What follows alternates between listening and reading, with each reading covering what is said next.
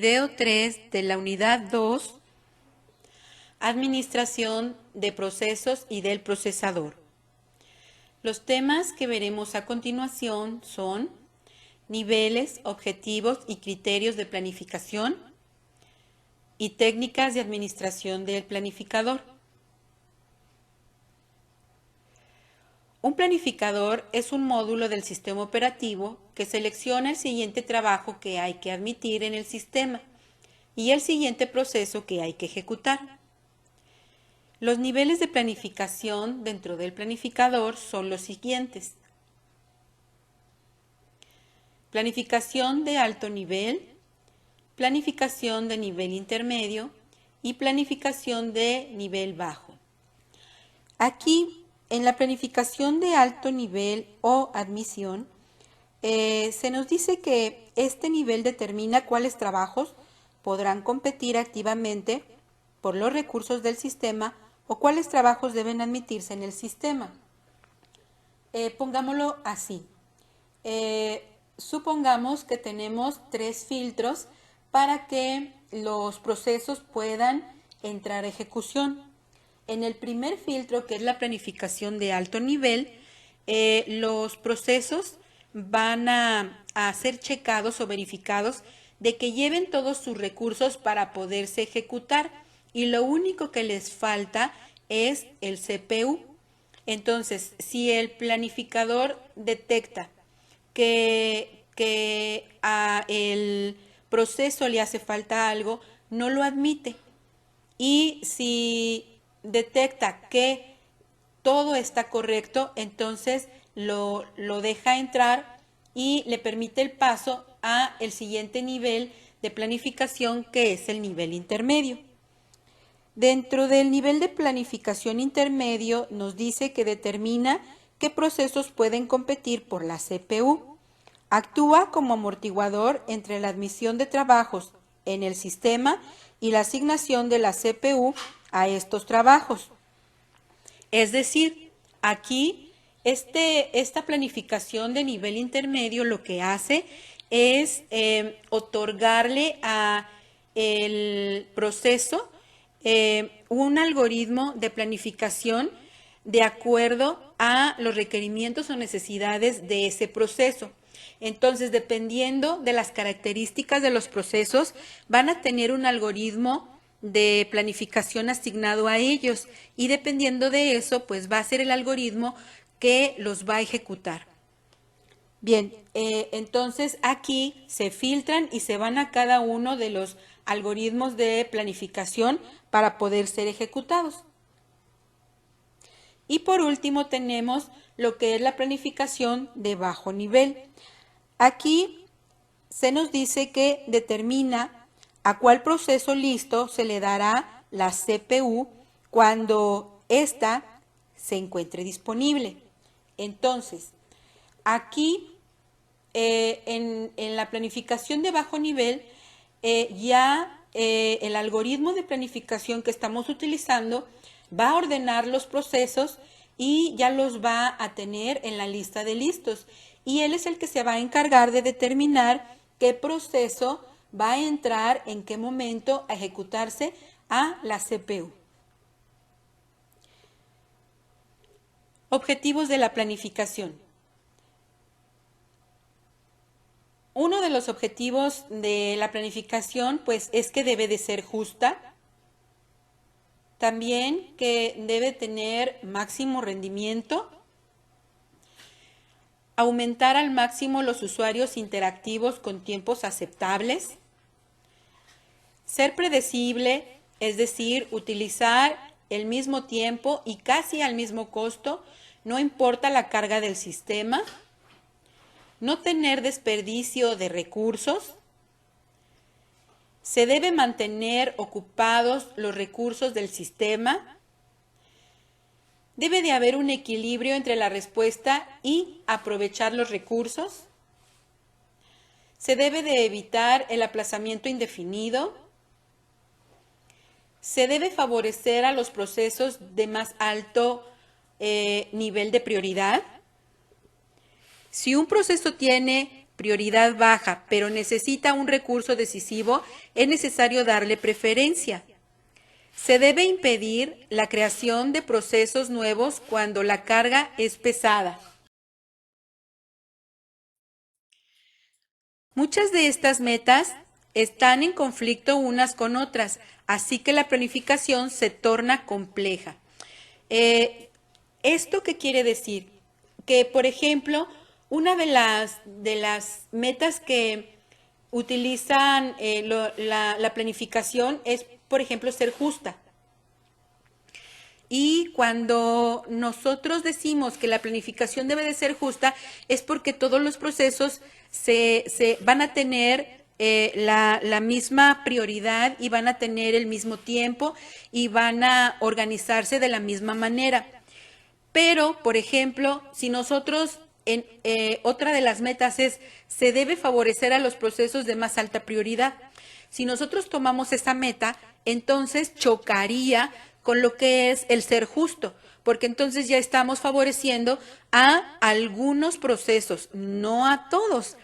Entonces, aquí se contrapone lo que es el ser justo con el favorecer los procesos de más alta prioridad. Y de la misma forma, si un proceso tiene prioridad baja, pero necesita un recurso decisivo y es necesario darle preferencia. Entonces, allí ya estamos dejando a un lado todos los demás procesos y estamos favoreciendo solamente a un proceso. Entonces, el ser justo allí no coincidiría con estas dos, o se antepondría, se contrapondría con estas dos cosas porque chocarían, ¿sí? Entonces, ese sería un ejemplo de por qué dice que hay conflictos entre unas con otras. Criterios de la planificación y rendimiento. Un criterio para planificar y tener un buen rendimiento es la utilización del procesador. Esta es la fracción de tiempo promedio durante la cual el procesador está ocupado. Incluye tanto el tiempo para ejecutar programas de usuario como del sistema operativo. Después tenemos lo que es la productividad, que es la cantidad de trabajo completada en una unidad de tiempo. Posteriormente tenemos lo que es el tiempo de retorno. Es el tiempo consumido dentro del sistema y puede ser expresado como la suma de tiempo de ejecución y el tiempo de espera del trabajo. El siguiente es el tiempo de espera, que es el tiempo que consume un proceso esperando la asignación de recursos debido a la competencia. Y por último tenemos el tiempo de respuesta. Este es el tiempo que transcurre desde el momento en que damos enter a una línea de orden que desencadena la ejecución de un programa hasta que aparece el resultado. Algoritmos de planificación.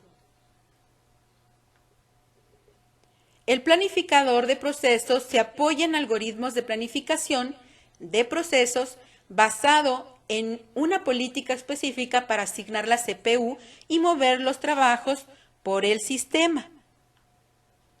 Algunos algoritmos de planificación que tenemos son FCFS o PEPS, que son primeras entradas o primeras salidas, SJN, que es el trabajo más corto, SRTN, que es el tiempo restante más breve,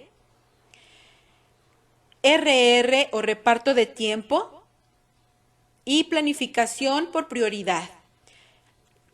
Hay algunos otros, pero con estos vamos a terminar. Entonces, nosotros vamos a comenzar a ver en otro video posterior cómo funcionan los algoritmos de planificación, tanto para PEPS como para SJN, como para RSTN, para RR.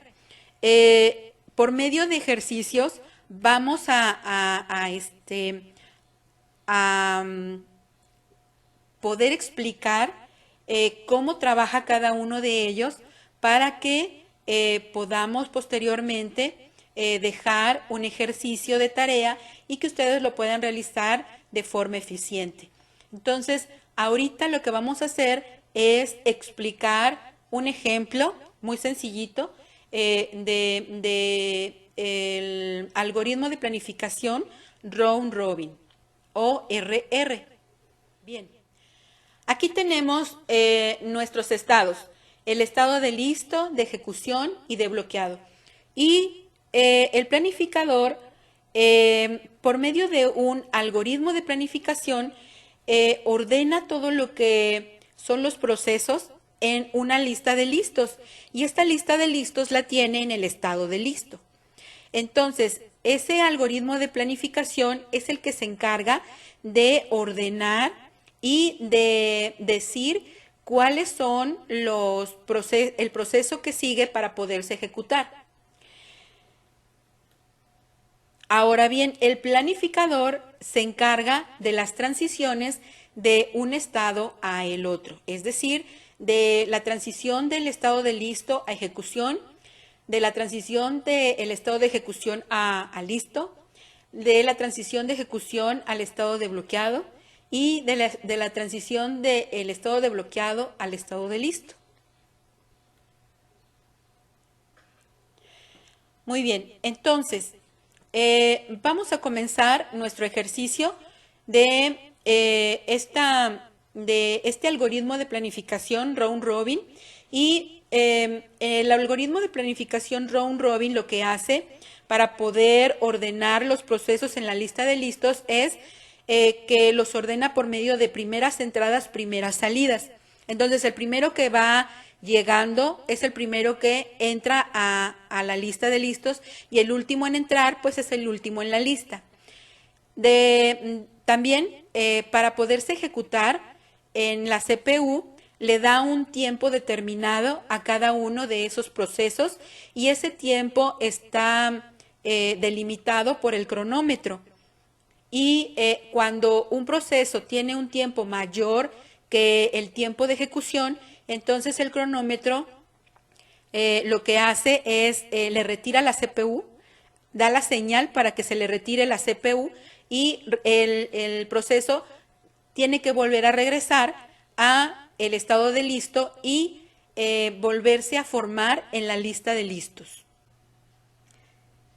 Bien, ya tenemos guardados y ordenados nuestros procesos en la lista de listos y vamos a comenzar con el primer proceso que tenemos hasta el principio de la lista. Entonces, allí se encuentra el proceso 1. El proceso 1 está en el estado de listos y entonces es elegible para poder entrar a ejecución. Entonces sale de la lista de listos y se va a ejecución.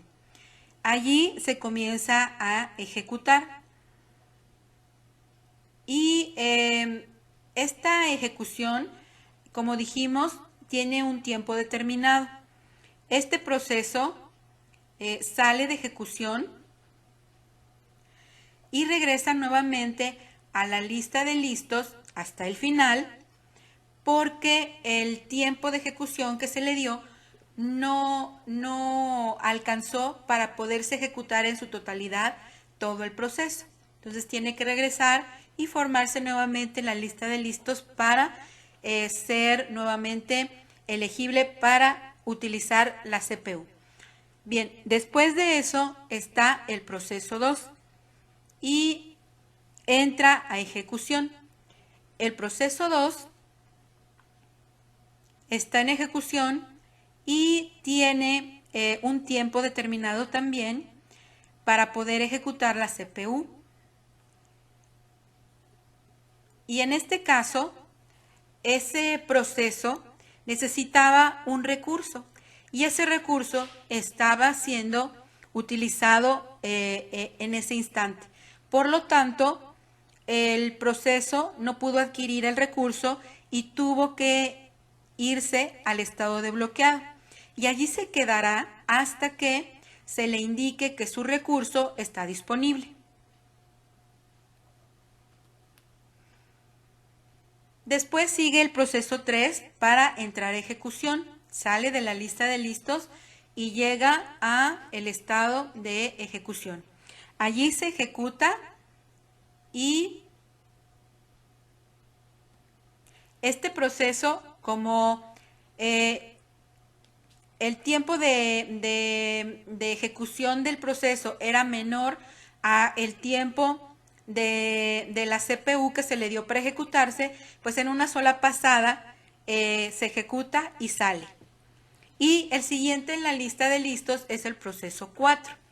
Entonces el proceso 4 entra a ejecución y antes de que ese proceso 4 termine su ejecución, el proceso 2 sale del estado de bloqueado porque se le comunicó que su recurso ya estaba disponible.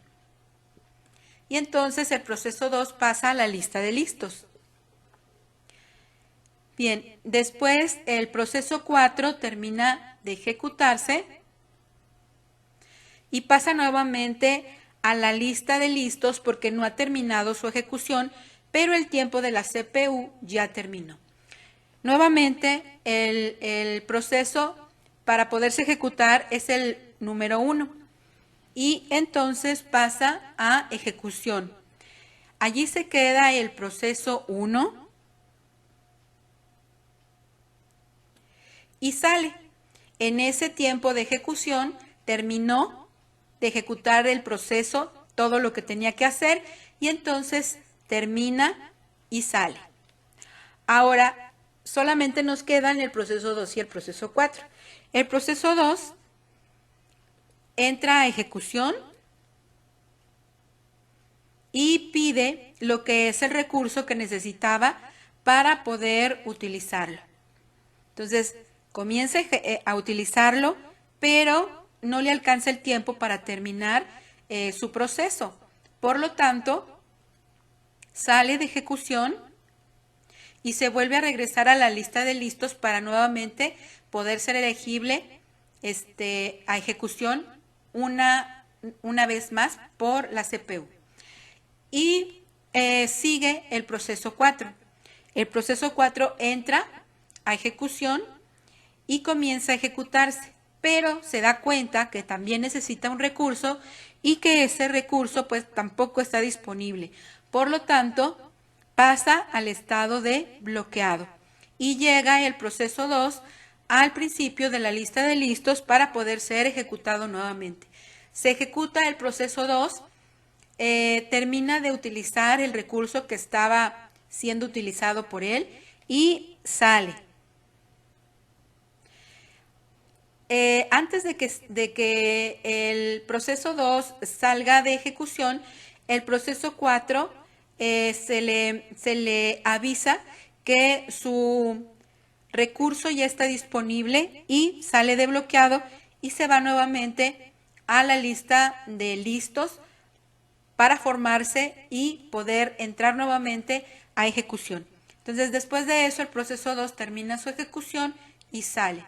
Y por último, queda el proceso 4 nada más, entra a ejecución, utiliza el recurso que necesitaba, se le asigna y termina su ejecución y sale. Entonces, de esta manera, el algoritmo de planificación round robin ejecuta todos los procesos de una forma que a cada uno de ellos se les dé un tiempo determinado en la CPU y puedan tener la misma oportunidad dentro de la lista de listos para poder entrar y ejecutarse. Bien, como comentaba yo anteriormente, en otro video vamos a hacer ejercicios con todos estos algoritmos de planificación para que podamos entender mejor y comprender cómo trabaja cada uno de ellos.